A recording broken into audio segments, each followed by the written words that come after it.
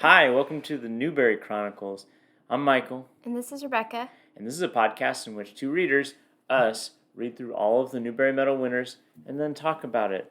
This episode, we're in the 90s, and we are reading, we already read, but we are reading the 1999 Newbery Award winner, published in 1998, Holes by Louis Sacker. But first, just a few things. Don't forget to email us if you have feedback at newberrychronicles@gmail.com. And we've already had one email, as we've mentioned before, our dedicated listener, my mom. And we really appreciate that email. But we'd love to see your other emails too, because all the other emails have been spam about how we should register our podcast on different podcasting services. So, that's that. Rebecca, I believe you're going to start us off, right? Yeah, we're going to start out by just talking about the author, Louis Sacker. He actually did not start out, like many of our authors, did not start out with a career of writing. Turns out writing is not a lucrative career. No, it turns out that, yes, I won't make another comment about that, but he was born in 1954. He went to UC Berkeley and graduated with a degree in economics. While he was there at Berkeley, he started working at an elementary school to get college credit. And I do hold on, I want to bust in real quick to give a direct quote from something he wrote about. Are you going to talk about this? Go ahead. I think this is very charming, but also sad. There was an elementary school girl handing out flyers on campus at UC Berkeley begging for teacher aides, which is how he got roped into it. And he apparently was getting 3 hours of college credit for just being an aide at this school. Mm-hmm. I mean, you would like that, right? To have some more aides. It would be nice, especially if one of my aides became an acclaimed children's author decades down the line. But anyway, his work there really inspired his Wayside School books that were also very popular. After he graduated, he actually worked in a sweater factory. And in Connecticut, by the way. Yet another author connected to Connecticut. Connection to Connecticut. He was fired from there, and his report on that is, "My enthusiasm for sweaters was insufficient," which I thought was really funny. But, I read his bio, and then Michael's notes are very sparse. So there were other things I wanted to say about him, but they're not written down. You act as if that my notes were the only thing that you could read. When he was fired from the sweater company, he actually went back to school to study law, and he passed his bar, and he did do part-time legal work for a while until his writing career really picked up. And he also loves to play bridge. So that's just a little on the author. Yeah, he apparently goes around the country playing bridge. And he and his wife live in Austin, Texas now. Yes, they've left Connecticut, the ensconcement of children's authors, to go to keep Austin weird. He was also born in New York, and I think he lived there till he was in the 3rd grade. I can't remember where he went from there. But, yeah. Have you read any of his books? Really funny. I am pretty sure that I read Holes. We had this conversation. Besides Holes. What I was just going to say about that, no, I don't think so. Some of his titles look familiar, so I'm wondering if maybe I think that there might have been some excerpts written in, books that I read in school, maybe in 6th grade. It just vaguely seems really familiar. I don't know. But Michael and I had this conversation before we started reading Holes. I was pretty sure that I had read Holes, but a lot of my memory of the story is actually from the movie that came out, because I had seen that a couple times. And then when I was reading this, I started to doubt myself. But I'm pretty sure that I had read this before now. But I feel bad that I don't remember for sure. I've read Holes multiple times, but I have not read that many other books by Louis Sacker. I've read the follow-up to Holes, which is called Small Steps, which maybe we could briefly talk about later. And I remember the Sideways stories from Wayside School being ubiquitous, like that series. Mm-hmm. Like I remember they were always in libraries, but That's I've what never I actually read think. any. That's what I am pretty sure that I read an excerpt of those in my sixth grade literature book. I The, would not swear on it, but I would not be surprised if we did. the first of those, so I'll fill in from some of my notes. The first of those books, the Sideways stories from Wayside School, that was his first book published Right. in way back in the 70s, and it was apparently the kids in it were based on the kids that he Yes, met at the met. elementary school where he worked. He also said that was his favorite college class. I thought that was sweet. Yeah, because there was no homework, no tests, Well, no he term also papers. enjoyed the kids. Yes. Like he enjoyed the kids. His I don't know if you saw this, but his wife was a Hmm. elementary school counselor for a long time. Yes, and she was the inspiration for the counselor in his book. There's a boy in the girls' bathroom. I have That's a read that. title that I think I might have read, but I don't remember I it have very read that a well. long time ago. I don't have strong memories of it, but I Yeah, definitely read it. yeah. The cover looked really familiar, which makes me think I read it. Yeah. But anyway, you wanna jump into holes? Yeah. Is Yeah. that funny? Jump into holes. Hopefully there's no yellow spotted lizards in the hole. So anyway, holes. I've read this book multiple times, so hopefully this plot synopsis makes sense. This is also a really well known book, so Hmm. I'm banking that at least some of our listeners are already familiar with it. But it's also one of these books like Roll of Thunder, Hear My Cry. It's not really like Roll of Thunder, Hear My Cry, but it is like Roll of Thunder, Hear My Cry in the sense of there's a lot of different threads that eventually converge at the end, Yeah. and so it's going to sound a little disjointed. But the main thread is there's this boy named Stanley Yelnats whose name is a palindrome, um, and he is walking down the street one day, and this pair of sneakers hits him in the head, and it turns out this pair of sneakers belong to a famous, is he a baseball player? Basketball. Basketball player? Sweet A feet. famous sports ball player, and uh, these shoes were going to be auctioned for charity to give money to like a youth homeless shelter, and they had been stolen. And so when the police drive by and see him holding these sneakers that literally just hit him in the head from the sky, they assume that he has stolen it, and he doesn't have a good alibi, and so he's eventually convicted of having stolen these very valuable Oh, shoes. it is baseball. It is baseball? Yes. Okay. I'm sorry. Well, one of those sports Yeah. with the ball. So he is sent. His parents have a choice of sending him to juvenile detention or to a reform camp called Camp Green Lake, which is in the middle of Texas somewhere in the desert.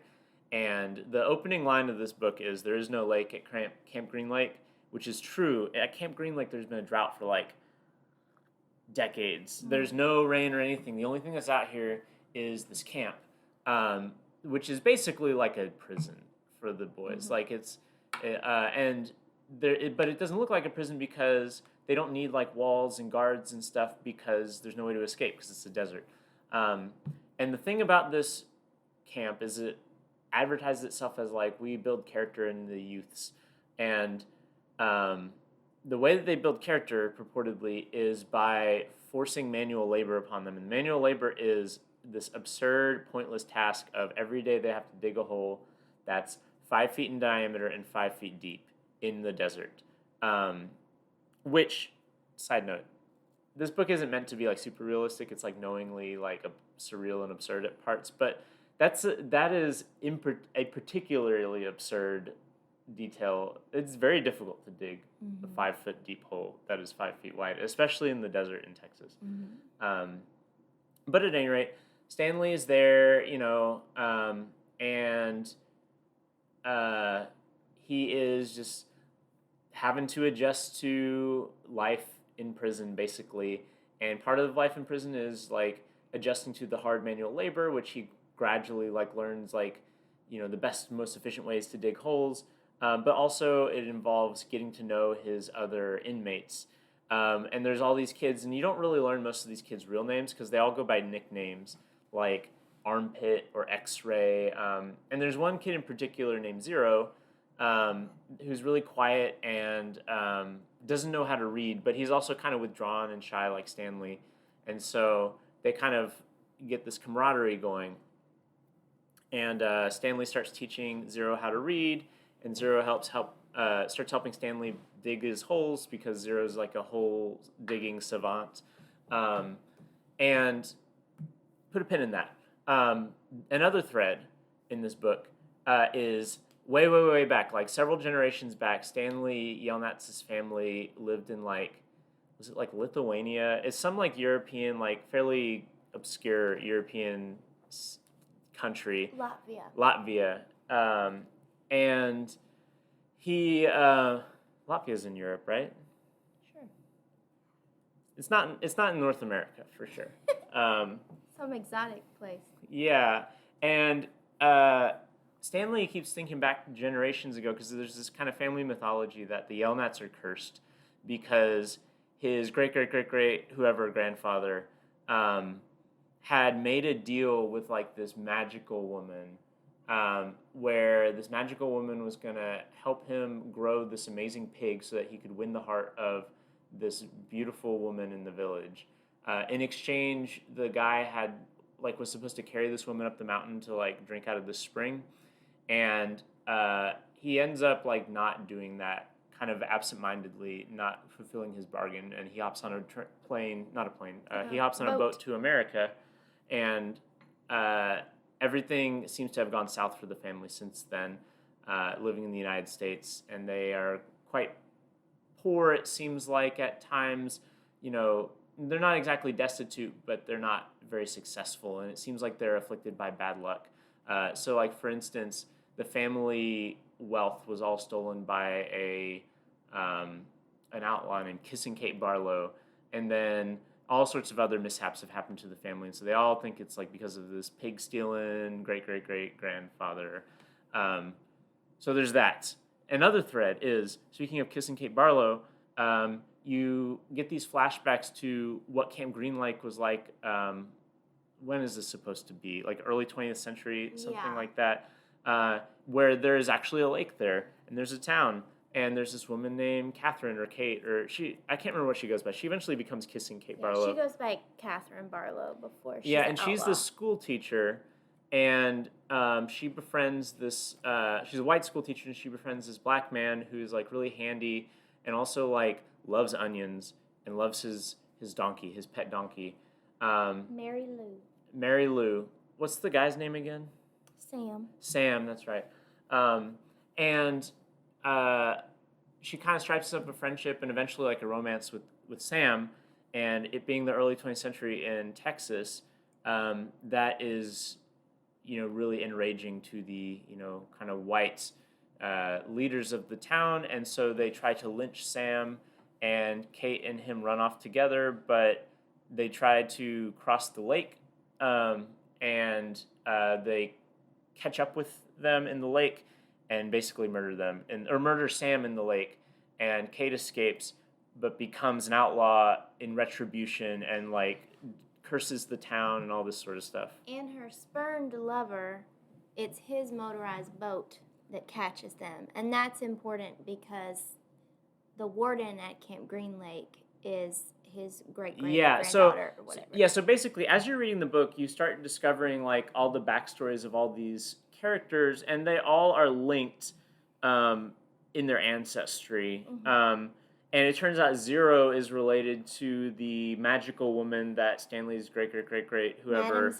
Madame Zeroni, yes. Way back in the day, he's like the, great-great-great somebody of Madame Zeroni. Grandson. And so eventually what happens is they realize that, this is totally spoiling the book, and this is a book that you don't really want spoiled if you haven't read it yet, because it's really fun to kind of put together the pieces. And so we're starting to get into the territory where if you've not read this book, you should maybe stop reading or stop listening and go read Holes. It's not a long book. But anyway, spoiler tag. It turns out that like they kind of piece together that they're not just digging holes just for building character in this kind of like weird abusive way. They're actually digging holes because they're searching for the kind of treasure hoard of Kissing Kate Barlow, which is reputed to be like have been at the bottom of Camp Green Lake, or somewhere around Camp Green Lake. And so these holes are meant to be like the warden is trying to find the treasure. The warden of Camp Green Lake, who is the descendant of the spurned lover of Kate Barlow. Um, Whose family her family owns all that land because he was very wealthy before the drought, before the lake was. Before they were cursed for being Yes, racist. right, Um, right. but and so once they find this out, things kind of go south, and eventually like Stanley and Zero run away from the camp in like a situation that is probably too complicated to be worth explaining right now. But what eventually happens is they like run away across the desert and find refuge in the crash boat of Sam, like Sam's crash boat, and then they're able to cross the desert after, like when it turns night, and finds like his like onion patch basically on the other side, and God's thumb. at God's thumb because it's like this mountain that looks like a big old thumbs up, and they eat a bunch of onions because they don't have any other food. And in this book, onions are like superfoods, and they get like superpowers. Not like real superpowers, but basically like they become a lot fitter and like more physically able because they're so ripped on onions, and eventually go back to the camp and kind of like expose the camp for like being a fraud. Um, and Stanley's dad makes a lot of money. Well, they find the treasure. They also find the treasure, yeah, which and then belonged to Stanley's great great grandfather. yeah, but there's this one part. It's kind of implied that Stanley breaks the curse of his family because, what is it like? Zero has like passed out from dehydration or something, and he carries Zero up the mountain so that he can drink from the spring, and so like then they find the treasure and everything's good. And so that's the plot of Holes. It's pretty naughty and like complex for a kid's story, but it's not complex in the sense of like what we talked about with Roll of Thunder, Hear My Cry. It's more just like a puzzle that you fit together. It's really fun. Yeah. So I love this book. It's so good. It's just a really good story. It flows really well, and I really like. There are just huge themes of racism and class and friendship and love and loneliness and just so many things that run throughout the book, but they don't hit you on the nose. As much as is going on with the different stories, the different backstories, everything ties together really well, and I like how it goes back and forth. And you find out just with like subtle hints of last names, like how. Who is descendants of who and why they are the way that they are, and I think this book is really funny. There's this one like little ironic comment that Stanley makes to himself about how he's just glad that there are no racial problems at Camp Green Lake, and then the whole that everything is based on race and everything that happens, you know, even what happens with him and Zero is taught with that thing. And so I don't know, it's just really good. It's really funny. It's really witty. I liked everything about it, honestly, but those are my favorite things. Good. What did you like? I like those things too. I hadn't read this book in a long, long time, but I think I first started when I was maybe 12 or something like that, and I read it multiple times growing up. And returning to it, I was excited to return to it because I remember really liking it. But I was also, it's always kind of like, oh, returning to something that I liked when I was 12 or 13. You're kind of rolling the dice there. Are you going to spoil a good memory by realizing like, oh, there's not actually as much that's interesting here that, as I found when I was 12. And I did not find that to be the case, thankfully. This book rocks, and I like it a lot. And I think that it's really smart. I mean, it's smart on like that kind of level of, it's like a puzzle and you kind of fit it together, and that's really fun to like fit it together. And like you said, the book doesn't really. It's surprisingly like for the kind of book that it is. It's surprisingly subtle in how it gives like reveals. Like there's not like a bunch of exposition in the Mhm. traditional sense of like the narrator explaining the solutions to how everything fits together. Like it's kind of left up to the reader to connect those dots, except for a few examples. And he even says you can just fill in the holes yourself. Like he literally said that. It's so funny. Yeah. But also, I think that it's really complex in terms of like like you mentioned, like the themes, um, which we can get into in a second. But um, I don't know. One of the things that I read about when I was reading Louis Secker's biography, um, which is on an old version of his website that we had to look back uh, at using the Wayback Machine. But it talks about how in high school he started reading a lot of J.D. Salinger and Kurt Vonnegut, and that was like how he discovered his love for literature and reading. And I think that like the Kurt Vonnegut connection makes sense of this book and like how it's written. And like to be honest, like I don't get that impression from the my memories of his other books, including Small Steps, like the pseudo sequel of The Holes, Mhm. like which are like in my memory kind of very much in the mode of like traditional like kind of children's like middle grade fiction. Like I don't remember there being anything super special about those. Maybe I was just like a little Philistine and missed like the rich nuances of it when I was a kid. But like this book is like very knowingly ironic and surreal, and like the narrative voice like is very reminiscent of Kurt Vonnegut, where it will just kind of like punctuate scenes, like really short scenes with like little bits of like verbal irony or like just kind of like wry observations or things like that.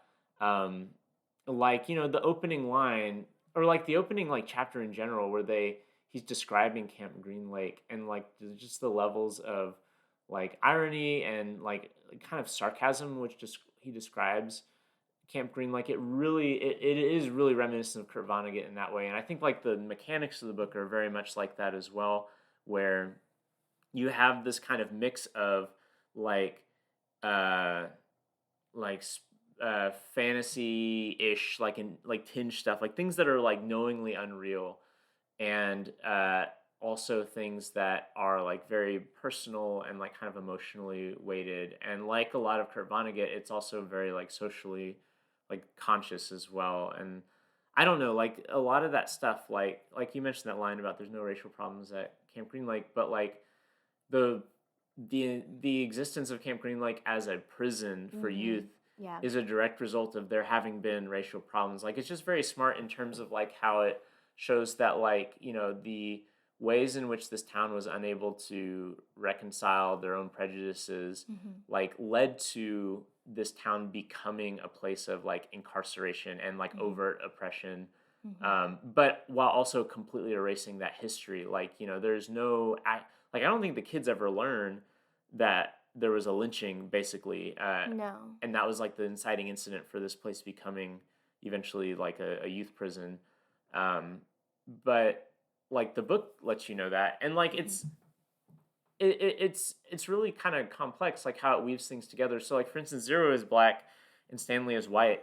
Um, and when Zero starts helping Stanley dig his holes and Stanley starts helping Zero learn to read, there's like these tensions that build among like the different characters in the book because they immediately scan this as this kind of like paternalistic relationship between Stanley and Zero, where like Stanley's the white person who is doing like the academic and like quote Mhm. unquote like smart person stuff, and then Zero is doing the The hard manual labor. labor, and so they're kind of falling into this kind of racial hierarchy, and like their relationship is a lot more complicated than that, but the other kids in the book don't really understand that and immediately like kind of overlay like a racialized like understanding of that, and Well, that's and I and Stanley also justifies what he's doing by letting Zero dig those holes. Like he feels kind of bad about it. Like, oh well, he's helping me finish my hole and but I need him to because I would be too tired to help him learn how to read. And so I'm right. really giving him something. Like you can tell that he's recognizing that the power imbalance, but is not really willing to rectify it yet. Right. And I don't know, like the book doesn't belabor that. Like it's just kind Mhm. of like an offhanded observation. There's maybe like one or two chapters that even like mention that and it's kind Mhm. of gone. But like the book does that a lot, where it'll kind of like drop stuff, and you have to like piece it together. Like for instance, you find out that Zero is homeless, and that you find out that he was the one who stole the sneakers, Mm-hmm. um, and kind of indirectly resulted in Stanley's arrest. And like Zero's homelessness is something that you learn about him, but is never like central to the plot, because like once they're at the prison, there is this attempt by the prison to kind of like erase all differences from them. They all wear the same clothes. They all Mm-hmm. do the same thing every day. Mm-hmm. Um, but like how Zero acts and like the things that he does are informed by like his background as like someone who didn't have stable housing. Mm-hmm. And like again, like I think the book is really smart in doing that, but it also doesn't really beat you over the head with it. And like the mysteries in the book, it leaves that as something that you can connect and is like really rich to kind of think about, Mm-hmm. while also not really sidetracking the book from its kind of wry, humorous tone, in which kind of sprinkling little breadcrumbs around that you Mm-hmm. can collect. And um, I don't know, and it all builds up to the ending, which I think is like really good.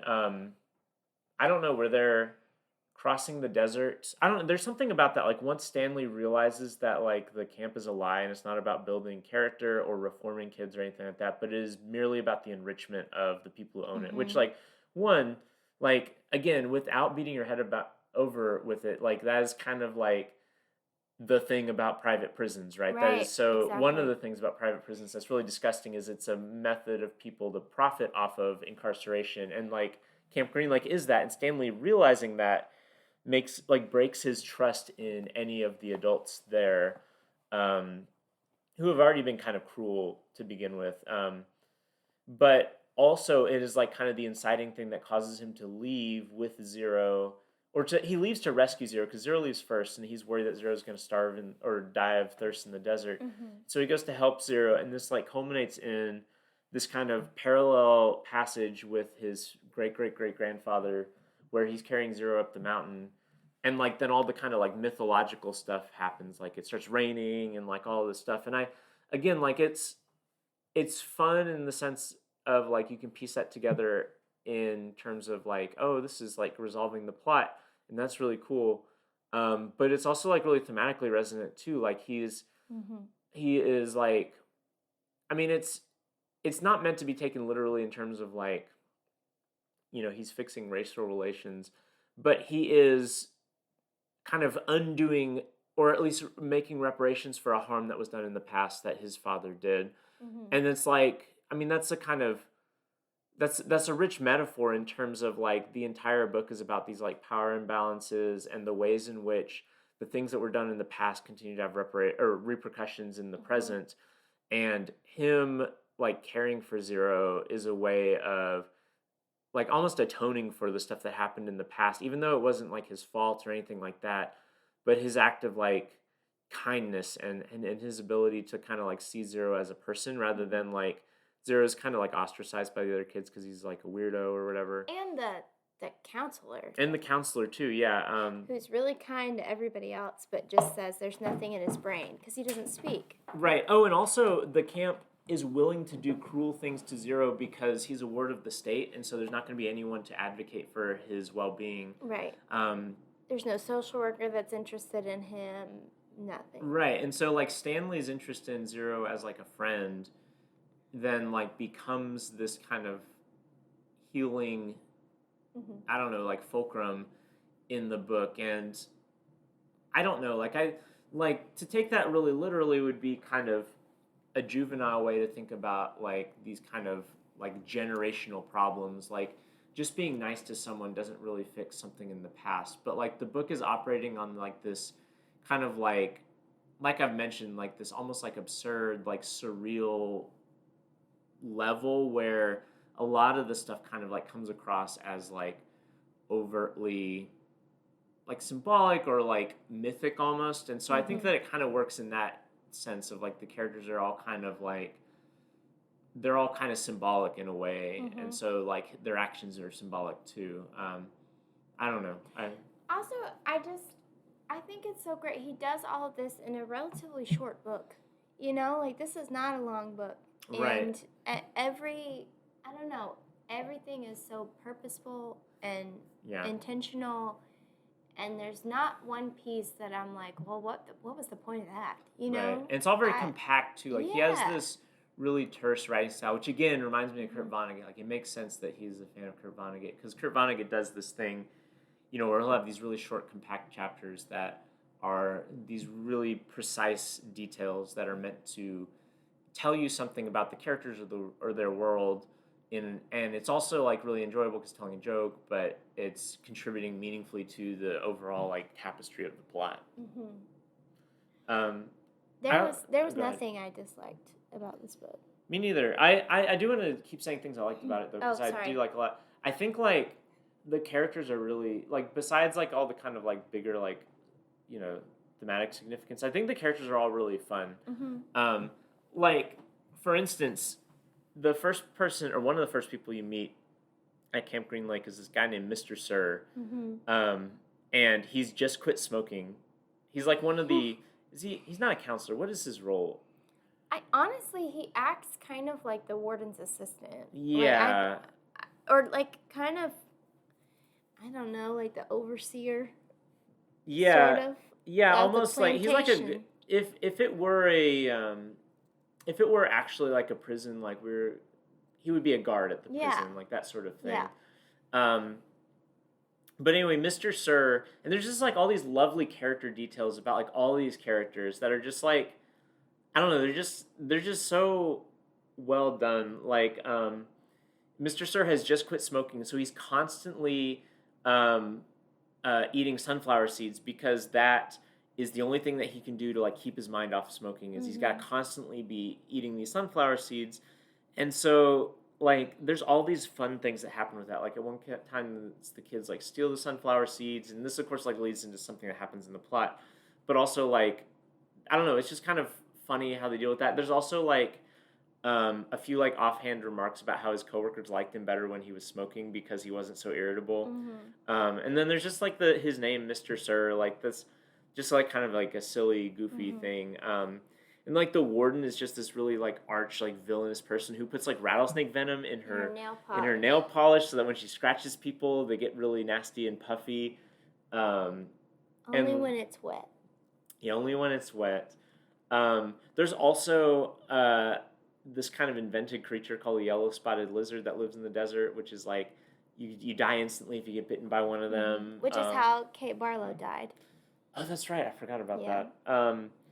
And then there's also the stuff in the past. Just these like really colorful characters. Like there's not actually that many chapters describing uh, like the past of Camp Green Lake, but they're so memorable because like Sam is like the Onion Man, who's like he just tells all these tall tales about onions, and he's got his donkey, and his donkey's always he's always kind of speaking through his donkey, and then I don't know, like these characters are really vibrant. They're like cartoonish, but they're so vibrant and interesting that I don't know. It's fun. Like they're cartoonish in a fun way, and there's always something going on. They're not one dimensionally cartoonish either. They always have like layers of motives and conflicts and Just that like sort of a thing. good onion. It's got layers. Mhm. It's got layers. I don't know. I also love all the stuff about onions and peaches. Like everything comes back to onions and peaches, and Right. so Because is it Kate has the peach preserves? She cans spiced peaches. She's famous for those, and then Sam is famous for his magical onions, and that is what Zero survives off of. Is what he calls sploosh. He Which finds is these canned peaches and onions. But the ones that he could open easily, it's because they weren't sealed very well. So anyway, I'm getting a little bit overcomplicated. It is very gross. It's like Yeah. decades old canned peaches that were at the bottom of a lake because they were on the boat that Sam was in. And then one thing that we didn't say is that Stanley's dad is trying to he's an inventor. Yeah, and a failed inventor mostly. Yes, and he's trying to figure out how to like recycle old sneakers. But after Stanley carries Zero up the mountain, he discovers a cure for foot fungus, which involves peaches. Like I don't know, just everything like there's no detail that doesn't connect in it. I don't know. Yeah, it's just very satisfying on a Yeah. literary level because everything connects. Like there's like that like English teacher brain, like it just is very satisfying Yeah. on that metric. And like I was too old when this book came out to have this assigned to me to read, but like I do know that this book is assigned a lot in like the middle grades, and it makes sense why it is because it is like it's a great book for introducing all these literary devices like metaphor and like characterization and stuff. Like I can see like as an English teacher, I'm like, oh, I would love teaching this book because not only is it fun and engaging, but it's like one of these books where the plot and the way it is written really lends itself to teaching certain concepts. This is kind of a rabbit trail, but one thing people don't really think about a lot is these like commonly assigned books. A lot of the ones that remain commonly assigned and are popular to teach, it's not just because what the book's about, it's that these books lend themselves to teach things easily. Like the Scarlet Letter remains in like heavy circulation because The symbolism. it is so focused around like symbolism. And the same thing for like The Great Gatsby or Yeah. To Kill a Mockingbird. And like these are books like they're not just popular because of their content, they're also popular because teachers can easily pull out like examples of literary devices from them. And like I think Holes is another example of this kind of book where it really presents itself as a book that you can teach. And that makes it sound like I don't know. I know that like if I were to hear someone describe like this would be a perfect book to assign to students to read because it would be so enriching, like that's kind of a turnoff to me. But I don't mean it as such. This is my sick educator brain, where I have to think about things like this. But it is a delightful book, regardless of whether you're assigned to read it or not. Yeah. I also, there's something very sweet and tragic in, like, why his family agrees to send him to Camp Green Lake. They say, he's like, my family never had enough money to send me to camp, so we'll pretend like we're those rich people that get to go to camp. Yeah, and he sends letters back to his parents, like, lying about his experiences at Camp Green Lake because he doesn't want them to feel bad for sending him there. I don't know. It's just, the book is just really good. Yeah, it's very poignant at parts. Yeah. So you didn't dislike a thing about it? I can't think of a thing that I would change or wished was different. That's the first time that both of us are. I don't know. It would have to be extremely nitpicky. I don't have something off the top of my head. Let's do just it. Yeah. leave it, and it's just this pure pristine state, pure thing. Yeah. Yeah. It's good. Everyone. It's also Michael's dad's favorite Newbery winner that he's read, right? Of the ones we've read for this podcast, this might be my favorite so far, I don't think I'm gonna. I just can't.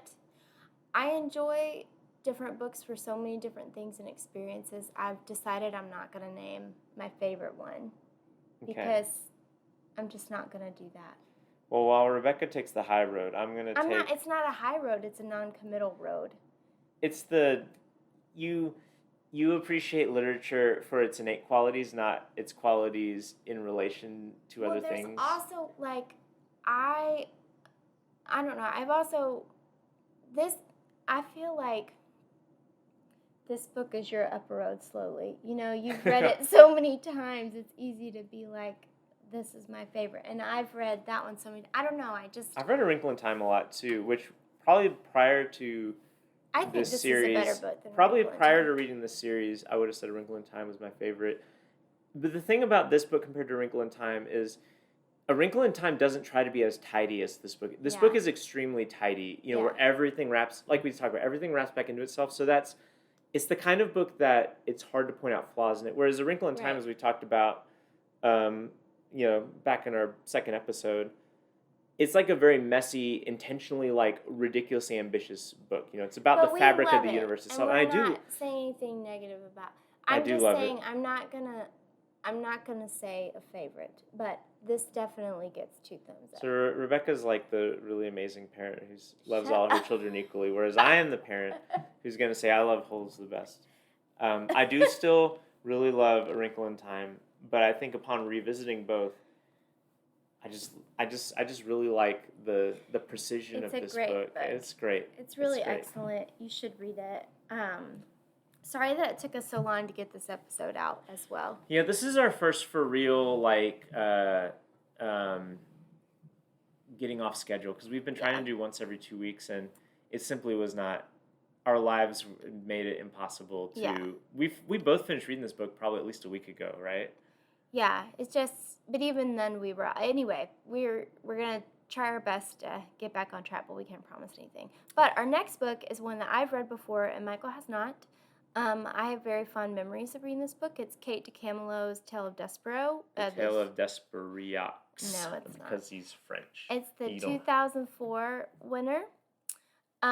This is not, in my opinion, it is not the best Kate DeCamelo book. Rebecca's a because I've of Winn-Dixie not read, partisan. well, I should say not the best that I've read, because I've not read all of hers, but I do love, dearly, dearly love Because of Winn-Dixie that did not win. Anyway, we'll get there.